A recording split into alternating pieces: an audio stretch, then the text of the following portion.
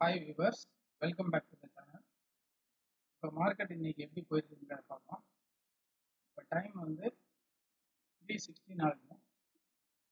7th Wednesday, expiry டே. Morning நான் வந்து support and resistance கொடுத்தேன் அரௌண்ட் 11:05. இந்த கேண்டில் இந்த ரெட் கேண்டில் ஃபார்ம் ஆகும்போது நான் சப்போர்ட் அண்ட் ரெசிஸ்டன்ஸ் கொடுத்தேன். நான் கொடுத்த சப்போர்ட் அண்ட் ரெசிஸ்டன்ஸ் 45,931 வந்து ரெசிஸ்டன்ஸ் அண்ட் 45,902 வந்து சப்போர்ட் லெவலாக கொடுத்துருந்தேன். 11:05க்கு ஃபார்ம் ஆன கேண்டில் சைடு அதில் இருந்து இப்போ என்ன ஆயிருக்குன்னு பாருங்க. நம்ம சப்போர்ட்டு கொடுத்த லெவலை பிரேக் பண்ணி ஒரு லாங் கேண்டில் ஃபார்ம் ஆகி அப் கீழே வரல வந்துருச்சு. அரௌண்டு 45,640 வர 40க்கு கீழே வந்துருக்கு. லோயஸ்ட் பார்த்தீங்கன்னா 620, 45,620 வரலும் கீழே போயிருக்கு. தென் எகெயின் ஸ்மால் ரிட்ரேஸ்மெண்ட் கொடுத்து இப்போ வந்து ரெசிஸ்டன்ஸை சப்போர்ட்டை டச் பண்ணி எகெயின் சப்போர்ட் அண்ட் ரெசிஸ்டன்ஸ் உள்ள ரன் ஆகிட்டு இருக்கு. 3:17 டைம். நான் என்ன ட்ரேட் எடுத்தேங்கிறத காட்டுறேன்.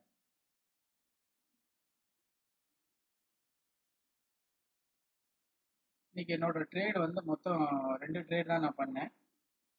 ஒரு ட்ரேட் வந்து ஆர்டர் கேன்சல் பண்ணது. நான் எடுத்தது வந்து புட்டு 2 லாட் பை 197.65 ருபீஸில். அதே மாதிரி 1 லாட்டு செல் பண்ணியிருந்தேன் 46,000 கால் 109க்கு செல் பண்ணியிருக்கேன். அரௌண்டு 9:30க்கு ஆர்டர் எடுத்தது, எக்ஸிட் ஆனது அரௌண்டு 10:05. இதுதான் என்னோட இன்னைக்கு உள்ள ஆர்டர். பொசிஷனில் பார்த்தீங்கன்னா அரௌண்ட் 2,178 ருபீஸ் வந்து இன்னைக்கு ப்ராஃபிட் இருக்கு. இதுக்கு மேலே நான் வந்து ட்ரேட் எதுவும் பண்ணலை, ஏன்னா ஆல்ரெடி எக்ஸ்பைரி டேங்கிறதுனால ஸ்ட்ரைக் ப்ரைஸ் எல்லாமே வந்து எரோட் ஆகிடும். அதனால இதுக்கு மேலே என்ட்ரி எதுவும் கொடுக்கல. இன்னைக்கு என்னோட ப்ராஃபிட் வந்து 2,178. அதாவது ப்ராஃபிட்டு கம்மியாக வந்தாலும் எக்ஸிட் ஆகிறது பெட்டரு. இல்லை அப்படின்னா எக்ஸ்பைரி டேயில் மோஸ்ட் ஆஃப் டைம் வந்து லாஸ் தான் கொடுக்குறதுக்கு சான்சஸ் இருக்குது. ஸோ அந்த லாஸ்லேருந்து எஸ்கேப் ஆகிறதுக்கு சான்ஸ் என்னன்னு கேட்டிங்கன்னா, மினிமம் ப்ராஃபிட் வந்தாலும் எக்ஸிட் ஆகிட்டு வெளியில் வர்றது பெட்டர். எக்ஸ்பைரி டேயில் வந்து அப் அண்ட் டவுன் கொடுத்தாலும் வொலாட்டிலிட்டி அதிகமாக இருக்கும். ஸ்ட்ரைக் ப்ரைஸ் எந்த சைடு கால் சைடு போச்சுன்னா புட்டு எரோட் ஆகும். புட்டு சைடு போச்சு அப்படின்னா மார்க்கெட் டவுன் சைடு போச்சுன்னா கால் இமீடியட்டாக எரோட் ஆகும். அதே மாதிரி சைடுவே மூவ்மெண்ட்டில் இருந்தாலும் போத் சைடு கால் அண்ட் புட்டு ரெண்டுமே எரோட் ஆகும். ஸோ எக்ஸ்பைரி டேயில் வந்து கொஞ்சம் பார்த்து தான் ட்ரேட் பண்ணணும். அதிகமான லாஸ் கொடுக்குறதுக்கும் சான்சஸ் இருக்குது எக்ஸ்பைரி டேயில். அதே மாதிரி ப்ராஃபிட்டும் அதிகமாக வர்றதுக்கு சான்சஸ் இருக்குது. சைடுவே மூவ்மெண்ட்டில் மார்க்கெட் போச்சு அப்படின்னா ரெண்டு சைடுமே நம்ம எடுத்திருக்க ஆர்டர் வந்து கால் ஆர் புட்டாக இருந்தாலும் ப்ரைஸ் வந்து எரோட் ஆகிறதுக்கு சான்சஸ் இருக்குது. ஸோ நமக்கு வர்ற ப்ராஃபிட்டை வந்து ரீசனபிள் ப்ராஃபிட்டாக இருந்தால் எக்ஸிட் ஆகிறது நல்லது.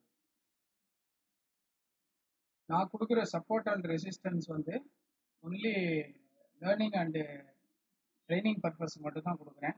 இதை யாரும் ஃபைனல்னு எடுத்து ரியல் ட்ரேட் யாரும் பண்ண வேண்டாம். ஜஸ்ட்டு உங்களுக்கு கான்ஃபிடென்ட் இருக்குது அப்படின்னா ரியல் ட்ரேட் பண்ணுங்கள்.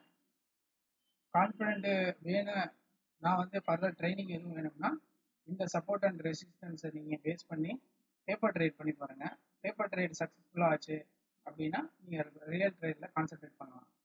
பட்டு சப்போர்ட் அண்ட் ரெசிஸ்டன்ஸை பிரேக் அவுட் பண்ணிவிட்டு என்ட்ரி கொடுக்க பாருங்கள். இன்பிட்வீனில் இருக்கும்போது அவாய்ட் பண்ணுறது பெட்டர். இல்லை நான் இன்பிட்வீனில் வந்து ஸ்கேல்பிங் பண்ணுவேன் அப்படின்னா நீங்கள் எக்ஸ்பீரியன்ஸ்டு ஆளாக இருந்தால் ஸ்கேல்பிங் பண்ணலாம். அது வந்து ப்ராஃபிட் தரதுக்கு சான்சஸ் இருக்குது. நான் பண்ணுற ட்ரேட் வந்து ஒன்லி பேங்க் நிஃப்டியில் மட்டும்தான் பண்ணுவேன். பேங்க் நிஃப்டி ஒன்லி ஆப்ஷன் மட்டும். ஃபியூச்சரில் நான் பண்ணுறது கிடையாது.